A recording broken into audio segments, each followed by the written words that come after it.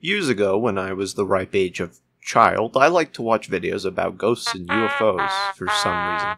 Which also included videos of the quote-unquote deep web, including one famous video I ran into by accident known as the Hamburger Lady. It claimed to be deep web video, which means absolutely nothing. That said, the video is, shit.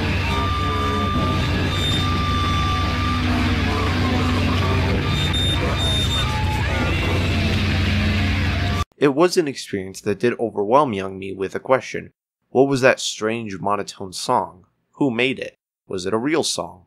Years later, at the age of teenager, I found the song, realized it had an album, and gave it a shot. Early in the 20th century, classic symphony and orchestra began to incorporate louder and denser compositions in their compositions. This is related, I promise. Though no genre or scene ever officially formed, it was referred to as industrial music because of its allusion to the Industrial Revolution. The most known, at least in the little research I did, was a Symphony of Steel. It was mainly dense compositions that relied on volume to replicate it, an evolution of the classical sound after the Victorian era, of which Luigi Russolo and his brother Antonio Russolo created several albums which used noise machines, intana rumori, on top of orchestra in order to replicate the Industrial Revolution, sounds of urbanization and productivity.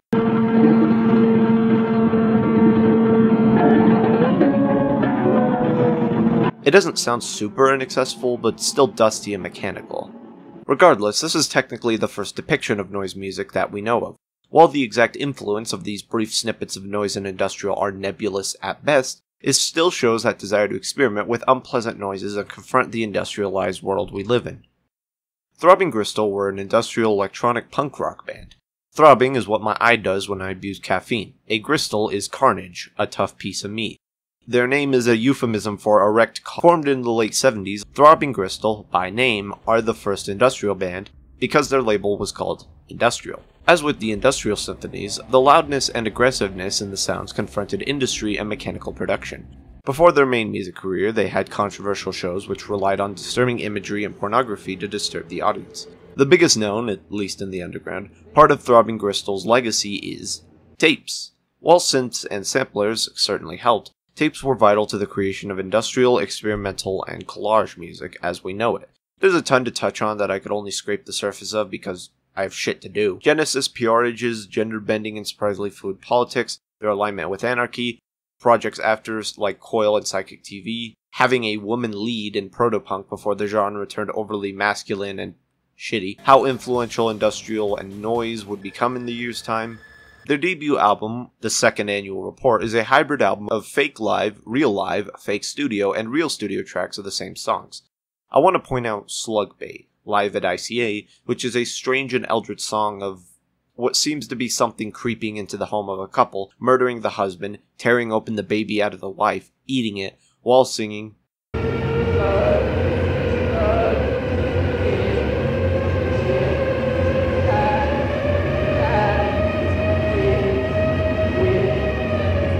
The studio version, or the 32nd Annual Report, sounds like one of the re-releases of Not Available compared to the Second Annual Report.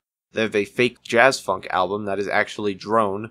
Journey Through a Body is the most uncomfortable album on the planet. There is no first report. There is no first report. There is no first report. They were kind of a joke band, but also were having fun and were still serious. The name, which could also be a painful sherd of meat stuck between the buck teeth pulsating with the high blood pressure within the gums, each pull being more painful than the rest, is still a euphemism for erection. I used to think a gristle was when you ate something and a scrap gets lodged in your buck teeth. I thought that because of Heart Attack Man's The Choking Game.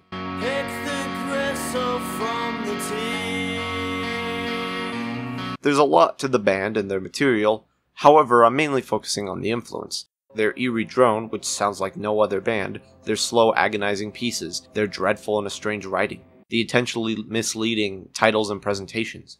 While Second Annual Report and 20 Jazz Funk Greats are both interesting and great albums in their respect, D.o.A, the third and final report of Throbbing Gristle, was where it all began for me. The sophomore release is D.o.A, the third and final report of Throbbing Gristle. I don't know what that stands for, and to be honest, I don't care. A collage of various electronic garage noise, drone, and live recordings.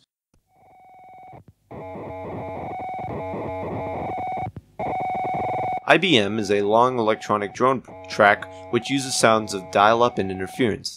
The song makes it clear this will not only be a strange and odd stash of experiments, beginning with eerie wails and drones behind the main electronics, but also a fairly unpleasant and frightening experience, including a synthetic distorted string and a heart rate monitor,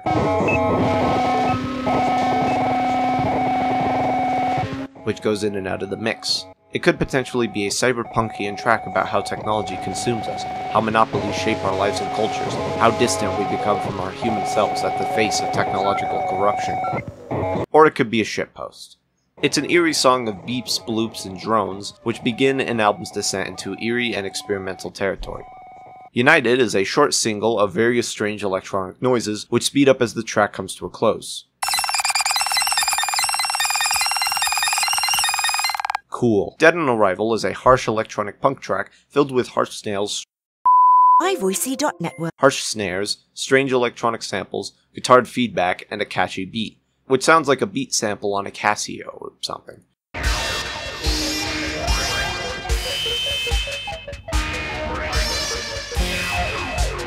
It's strange and oddly hypnotic. It reminds me of the strange beats me and my brother would create for fun with modern technology, but this was all compiled with samples and tapes in the late 70s, which means something. It could just be a compilation of rejects, hence the name Dead on Arrival.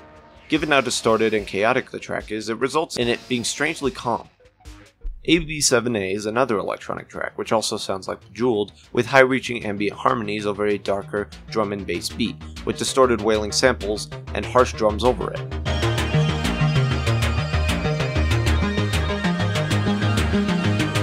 I think AB7A is the sample title and the rest is just additions and distortions. The final drone track, at least in the ordering I'm covering them, is E. coli, which describes reports of E. coli, outbreaks of it, and how E. coli spreads.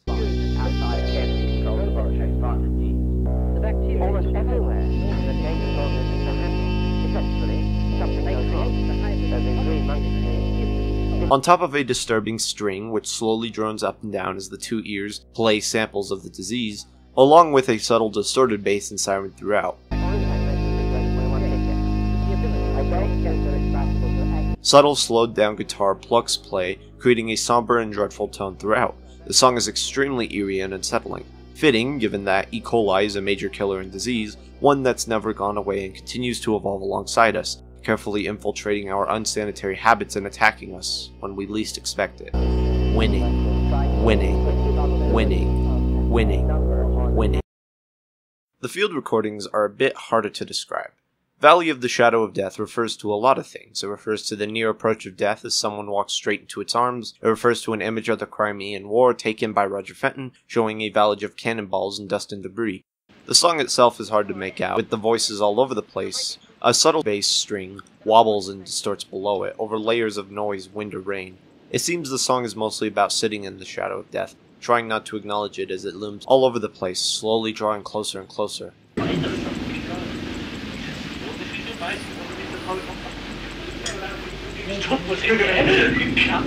Or it could be a shitpost. Home Time is a depressing, slow, and sad track where a young girl talks about something. Perhaps a darker and a strange childhood of being home, but not really living in a safe or happy home, not understanding the torment of her life, perhaps of spending a happy life in memories that will soon fade, perhaps just being an innocent child to see life in the future, perhaps playing with an imaginary friend, or with somebody with nefarious intentions. The song is implied to be eerie, distant, and sad, with the reverberated guitar and drum throughout. Hens, rabbits, quills. No, these are pooed. My favorite of the field recordings is Death Threats. It contains 2 death threats, presumably sent to the band. The first one is short, with hints of a man saying, "Much longer left in this industrial world." The second one is a woman insulting the receiver, "You're gonna pay for this, you pig. You said that you'd never be possessing another woman's clothes, yeah? I hate your guts. I really bloody am gonna cause so much trouble. I mentioned the hostile reactions to weirder bands like this, Cardiac's being another major one in the 80s. Throbbing Gristle aligned with anarcho-punk bands, usually making a form of extreme anti-establishment politics, specifically against capitalism and also industrialism. The first person is probably threatening the band thinking they pose a threat to their current present in the mid-70s, hence not long in an industrial world, thinking of them opposing said system as stupid, but enough to make him call and threaten them. The second woman seems more angry, just threatening the receiver because of what they're doing and saying. They could also be the band members, I'm not sure. And it's such a vile and disturbing track. There isn't any drone or instruments, it's just the absolute worst and most disgusting of humanity. It's oddly cathartic. I think this is the one track off the album I've listened to the most, which is strange. I just find it so fascinating with how blunt and hateful it is. There's Wall of Sound. That was Wall of Sound. Hit by a Rock and Blood on the Floor are the two most normal songs on the album. Hit by a Rock is a decently catchy garage and noise rock song. It seems to be about heckling as the band yells about being pelted with rocks.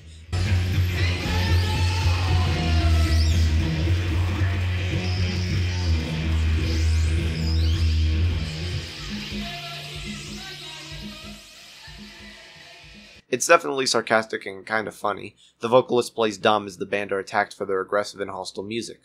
Or it could be a shitpost. Nah, this is a shitpost. It's called Hit by a Rock.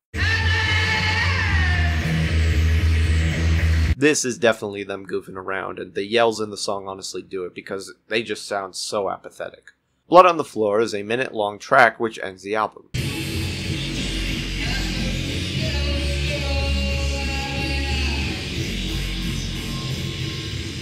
That sucked. Weeping is the middle point of the album and is by far the most desolate. Its colorless and dreary atmosphere is made by repeating guitars on top of vicious squeals and echoed dry vocals. She sings.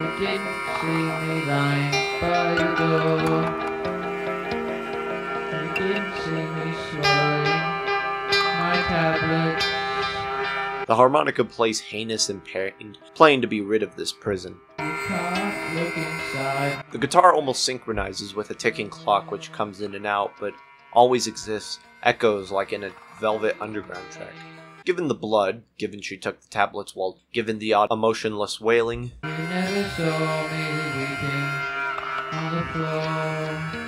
I think this is a song about somebody self-harming and desperately wanting the other person to pay attention to them, and hurting themselves to get in their mind, commenting how it's alright when you both want to die, but when one of them doesn't want to die, it's the end of love. On how miserable love is and how unfair it is. My arm is torn open like a wound. It's a song about the prison-like state of love.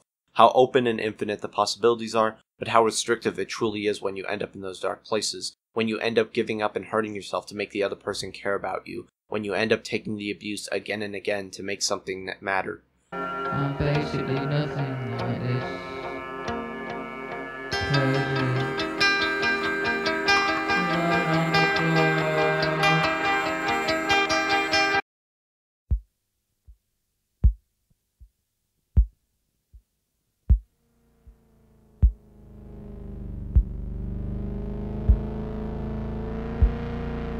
Hamburger Lady is probably the closest to the band's one-hit wonder, in mega quotes. It is a much darker and disturbing song. The hard kick drums lead us in with a dark distorted bass lingering back and forth, sounding like a heart beating in agony. The narrator tells of the trauma endured by the doctors who treated a woman so badly burned her skin appeared like hamburger. As if this was a series of stories told, and we're listening on the last. Their vocals are shaking and wobbly, but also dry and horrified, filled with trauma and fear. Her ears and nose are burned off. She can't hold anything, with the burns, all from the waist up, tubes injected into her limbs just to keep her alive, their voice shaky and nervous. The memory haunted them to the extent his voice trembled back and forth and lapsed in their own reality. They recall a doctor running into one of the nurses attending to her. He was eating a can of chili mac, and it flashed on the carpet, it flashed on the carpet, it flashed on the floor, it flashed on the floor. A kind of sense of dark humor, singing the chorus like a patient suffering from brutal delirium. Repeating phrases probably heard from the day. unable to move past the site, or recalling their attempt to care for the patient who had burned. Did she even live? Did she pass away? We never know, because the narrator just remembers the horrible sight of it and how unable they can move past it. To be fair, most people probably don't want to listen to a half-sarcastic, half-ironic, half-shitpost, half-noise album from a band called Pulsing Meat. The band got hostile reactions at the time. People are taught that music sounds a certain way. The most acclaimed is classical or old, the tolerated is on the radio, and the shunned is anything against the rules.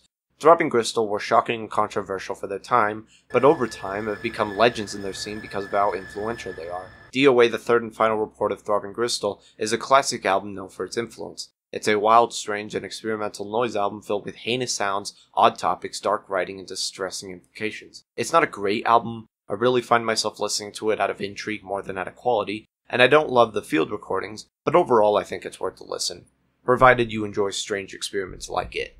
For a mildly personal tangent, prior to this, I only really had experience with country, pop, rock, and metal. In some cases, Iridescence and 13 were my only real dives into experimental music. They were both fairly ordinary, if ambitious, records in their own ways. Having the third and final report be one of my first albums, I was just surprised. I never heard anything like it, I never knew music could sound like that, and even then I still haven't heard anything like it. I do genuinely think it is still one of the most interesting albums out there, but I didn't realize the seed it had planted until long after. Experimental art projects like this tend to be a very difficult sell to general music listeners. I could just be biased, but I don't think music needs to sound a certain way.